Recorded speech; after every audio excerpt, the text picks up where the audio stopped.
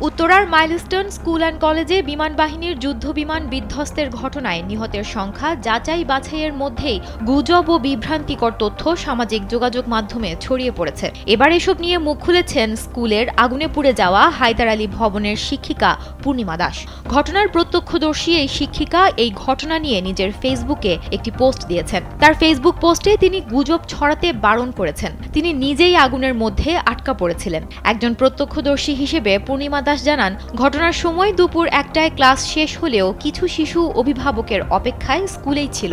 দুর্ভাগ্যজনকভাবে স্কাই সেকশনে থেকে যাওয়া 5-6 জন শিশুর খোঁজ মেলেনি। ধারণা করা হচ্ছে তারা করিডোর বা সিঁড়িতে খেলা করছিল অথবা কাকতালীয়ভাবে সেখানে উপস্থিত ছিল।